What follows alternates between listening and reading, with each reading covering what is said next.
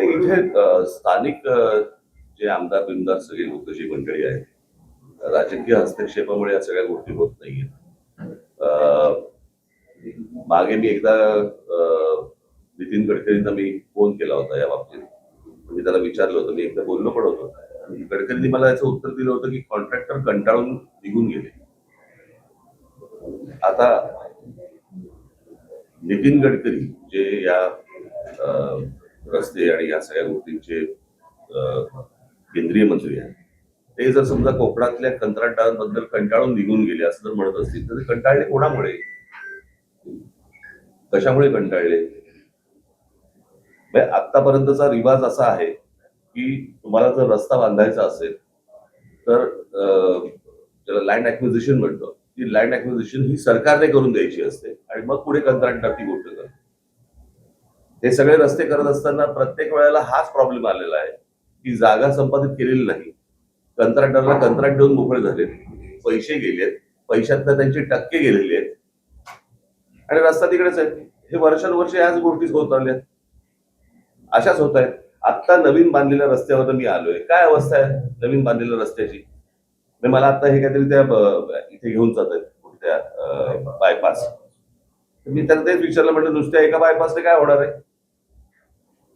बनवलेला रस्ता, नवीन बनवलेला रस्ता हा पण जर खराब होणार असेल त्या बायपासने काय होणार आहे 2 किलोमीटरच्या?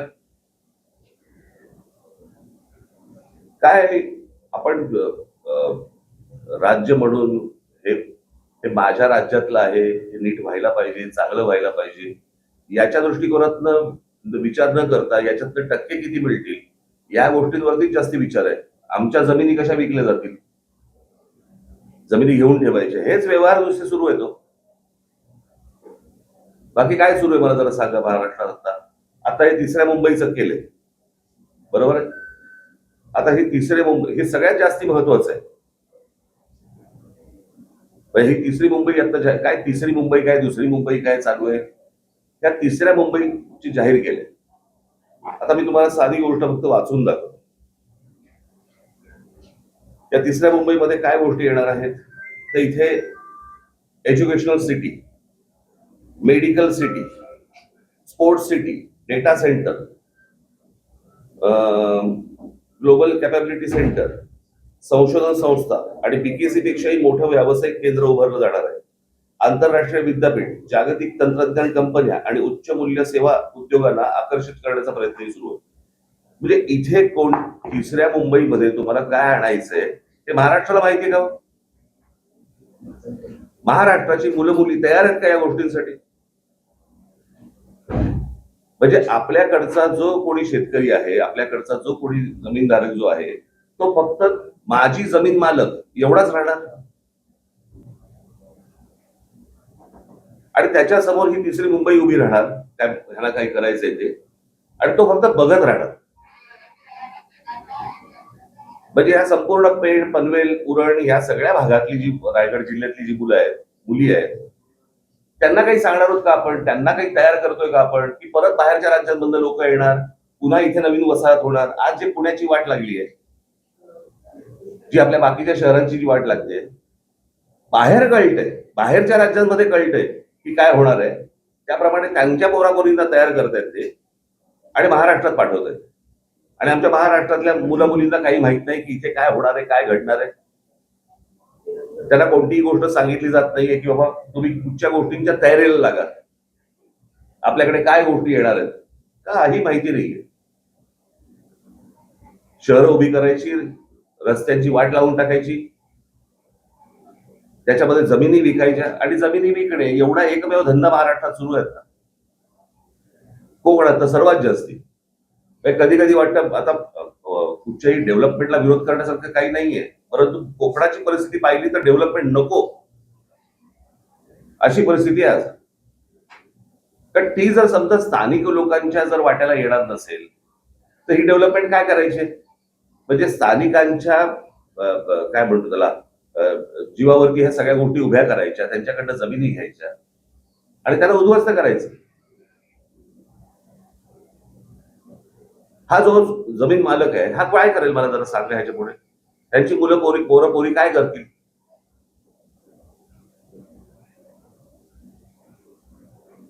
काय चाटायचे ते रस्ते, आमच्याकडची जमीन, आमच्याकडचं पाणी, आमच्याकडची वीज, आणि ह्याच्यावर पोचले कोण जाणार? बाहेरचे. महाराष्ट्रामधल्या मुलामुलींच्या उपयोगाची जर समजा प्रगती, डेव्हलपमेंट ही जर होत नसेल, काय चाटायची ती प्रगती?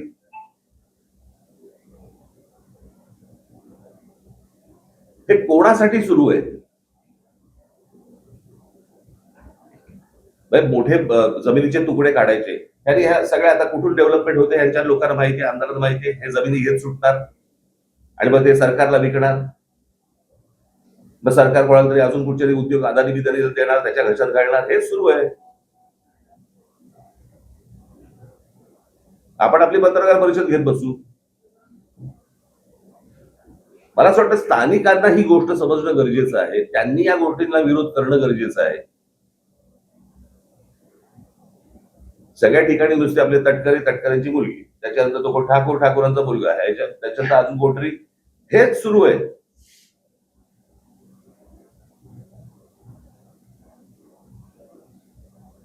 आणि आमच्या लोकांना समजत नाहीये की काय प्रकारचं पुढे काय त्यांच्या समोर आयुष्यात वाढून ठेवलेलं आहे. काही नाही, अंधकार. निवडणुकीच्या तोंडावरती फक्त पैसे घ्यायचे आणि काही जे काय आता पैसे वाटायचे, बस मतदान होत आहे. आमदार निवडून येत आहेत, खासदार निवडून येत आहेत, आमच्या पायाखालच्या जमिनी जात आहेत, जाऊ दे. असाच महाराष्ट्र विकला जाणार.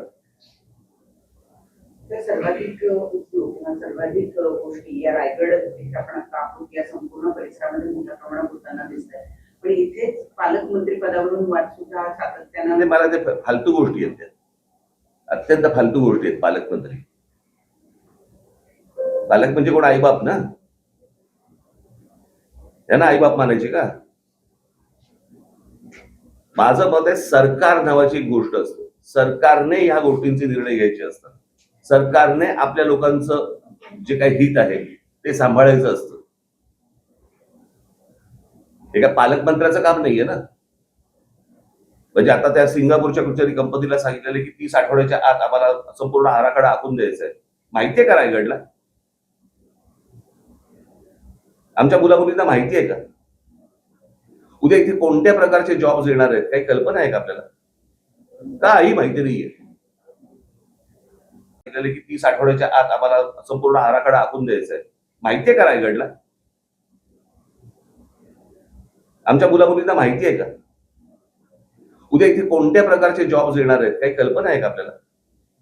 काही माहिती नाहीये.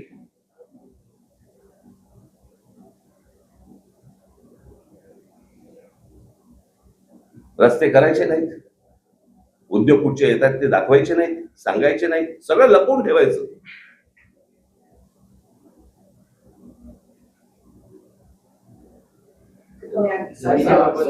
सोयीस्कर सर्वसामान्य लोकांना अंधारात ठेवलं जाते. अर्थातच. मग म्हणजे काय, ते कोणाच्या ते उद्योगपतींच्या हिताचं सगळं सुरू आहे ना. अजून काय सुरू आहे? एक जून 2026 पर्यंत हे सगळं काम होईल अशी ग्वाही सुनील तटकरेंनी दिली होती. मंत्री भरत गोगावले यांनी पाहणी सुद्धा केली होती. 15 वर्ष ऐकतोय ना आपण. हे किती वाया झाले आतापर्यंत? आत्ता ही परिस्थिती आहे, बरोबर आहे. परत तुम्ही उद्या येणार असाल गणपतीच्या वेळेला, मग आमच्या चाकरमानी कसे अडकले आहेत आणि मग कसे खड्डे पडले आहेत. वर्षानुवर्ष ते, मला असं वाटतं 15 वर्षापूर्वीचं फुटेज काढून जरी तुम्ही आता दाखवलं तरी तेच आहे. नवीन कशाला पाहिजे तुम्हाला? यावर्षी ते चित्र पण अनेक चाकरमानी रस्ता खराब असल्यामुळे ट्रेनचा पर्याय घेतात. अजून परत 30 गोष्ट सुरू आहे असं वाटतं का तुम्हाला?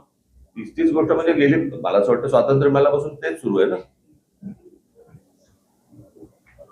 आपल्याकडे अजूनही कोणत्या प्रकारचे नवीन विषयच आहेत काय निवडणुकीला? आम्ही नोकरी देऊ, आम्ही पाणी देऊ, आम्ही रस्ते देऊ, हेच सुरू आहे अजून. मी मागे एकदा माझ्या मुलाखतीमध्ये मी सांगितलं होतं, मी एकदा स्वित्झर्लंडला गेलो होतो, बरीच वर्ष झाली त्याला. आणि तिथे गेल्यानंतर मला सगळी तो देश फिरत असताना मला पहिला प्रश्न पडला, तिथला विरोधी पक्ष भांडतो कशावर? सगळं सुंदर आहे, सगळ्या नोकऱ्या आहेत, गाड्या आहेत, सगळं छान आहे, पण तिकडचा विरोधी पक्ष काय म्हणतो? काय देऊ? आपल्याकडे हेच सुरू आहे वर्षानुवर्ष. आपण त्याच विषयांवरती निवडणुका लढतो, तेच विषय सुरू आहेत. काही त्याच्यामध्ये बदल नाही.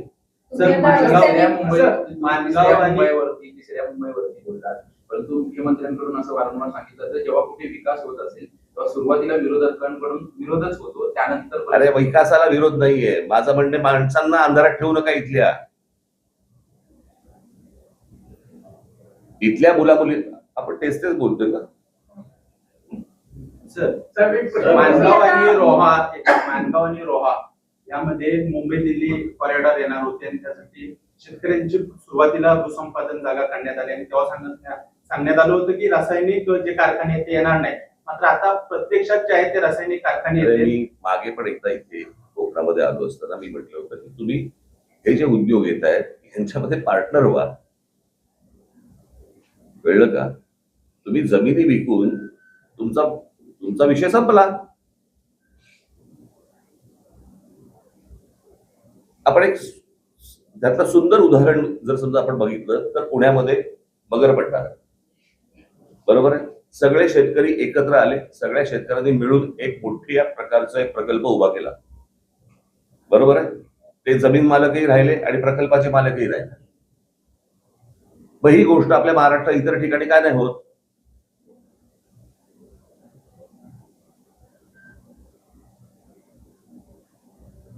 तुम्हाला कोणतरी येतं, तुम्हाला जमीन विकायला सांगतात, तुम्ही काहीतरी पैसे घेता आणि मोकळे होत आहे म्हणजे काय? मी अनेकदा सांगत आलेलो आहे, तुमचं अस्तित्व ही तुमची जमीन आहे. तुमच्या पायाखालची जमीन गेली की तुम्ही कोणत्याही भागाचे कोणी नाही आहात. तुमचं अस्तित्व संपलं. हे रासायनिक कारखाने बिरखाने खूप नंतरची गोष्ट. पहिली जमीन विकणं इथून पहिली सुरुवात आहे. स्थानिक नेत्यांचा मोठा अपयश आहे का? कारण सरकारपेक्षाही जास्त, कारण की नारायण राणे असतील किंवा मग सुनील तटकरे असतील. प्रश्न असा आहे की ह्या सगळ्यांनी मिळून एका गोष्टीचा विचार केला पाहिजे की आमच्या कोकणाचं काय होणार. हे बघा, प्रश्न असा आहे की हे जर समजा सगळे आमदार एका आवाजात बोलले असते तर इतकी वर्ष लागली असती का रस्त्याला? म्हणजे कोकणात रस्त्यावरून फिरताना रस्ते लागणं काय असतं एखाद्या गोष्टीचे हे कळतं आपल्याला. सर प्रश्न असा आहे की एक सेकंड. या ठिकाणी स्थलांतर थांबत नाही. गेले कित्येक वर्षापासून कोकणात बरेच नेते काम करतात. तर स्थलांतरावरती आपण काय काम करणार आहात आणि लोकल ट्रेन सुरू होत नाही मांजरापर्यंत. काय स्थलांतर? इथल्या लोकांना जॉब नाहीत, नोकऱ्या, त्याच्यामध्ये मुंबईला जातात, पुण्याला जातात. तर या ठिकाणी गावाच्या गाव बंद पडलेले. त्याच्यासाठी काय उपाय होणार आहे की नाही? अरे मग मी आता काय बोललो रे तुम्हाला माझ्या बोलण्याचा हे कळत नाही का रे? की जर समजा इथे या गोष्टी येत आहेत तर तुम्हाला समजल्या पाहिजेत ना रे. तुम्ही पत्रकार आहात, तुम्ही शोधल्या पाहिजेत ना. तुम्ही लोकांचं प्रबोधन केलं पाहिजेत ना. तुम्ही स्थानिक आहात ना की नाही आहेस? स्थानिक आहेस, मग या गोष्टी केल्या पाहिजेत ना. लोकांना जर समजत नसेल तर ते शोधत जाणारच आहेत ना बाहेर. त्यासाठीच एमआयडीसी वगैरे असे काय प्रकल्प येतील. एमआयडीसी वगैरे, अहो एमआयडीसी कुठे घेऊन बसलाय? मी आता काय वाचून दाखवलं तुम्हाला?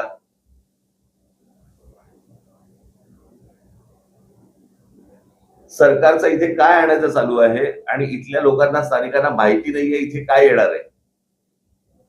तुम्हाला कळतंय का प्रकल्प काय आहे तो? समजतंय का? तुम्ही कुठच्या एमआयडीसी जुन्या गोष्टीत राहू नका आता.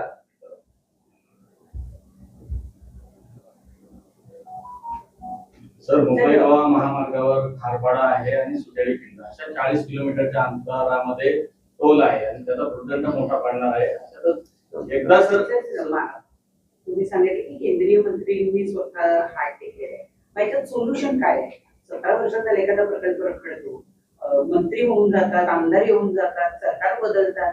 मग आता याच्यावर सोल्युशन काय? कारण 1.5 वर्षांपूर्वी आंदोलन पण केली. म्हणूनच मी तुम्हाला सांगतो ना की ह्या सगळ्या याच्यामध्ये सोल्युशन हे सत्ता बदल एवढंच आहे. माणसं बदलणं गरजेचं आहे. जर समजा तुम्हाला इतकी वर्ष तर 30 माणसं तुम्ही निवडून देणार असाल आणि त्याच विषयांवरती जर समजा तुम्ही बोलणार असाल, उपयोग काय त्याचा? जे निवडून येत आहेत ते म्हणतात ह्याला काही फरकच पडत नाही. रस्ता चांगला करायला तर वाईट ठेवा.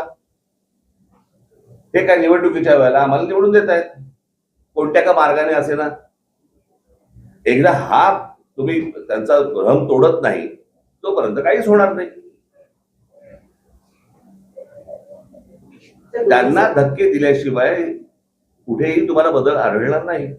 तुम्ही नाशिकचा दौरा करून आलात आणि नाशिक पुणे जो रस्ता आहे रेल्वे मार्ग जो आहे, तो बदलण्यात आलेला आहे. आता आज तिथे आंदोलन होत आहेत, तो रस्ता बंद पाडलेला आहे. जो मूळ मार्ग आहे तोच मार्ग थेट नाशिक पुणे असाच मार्ग मला आहे. माहिती नाही, मला पाहिजे नाही. साहेब, रायगड पासून ते सिंधुदुर्ग मालवणपर्यंत तेच नेते आणि तेच आमदार खासदार निवडून येतात. पण मागच्या निवडणुकीचं चित्र जर पाहिलं सोशल मीडियावर अनेक वेळी आले की धमकावलं जात होतं मतदारांना, जर मतदान दिलं नाही तर तुमचा निधी बंद केला जाईल, आणि ह्या सगळ्या भीतीतून मतदारांनी मतदान केलं असेल. समजा निधी येतोय असं बघूया, तरी काय बदल होतोय? कोणता निधी येतोय जो बंद करायची धमकी दिली जातोय? येऊनही उपयोग नाही ना, परिस्थिती बदलते का काही? मग मतदारांनी या गोष्टीचा विचार केला पाहिजे. मतदार जोपर्यंत या गोष्टीचा विचार करत नाही तोपर्यंत काही गोष्टी घडणार नाही. असंच चालू राहणार. चला.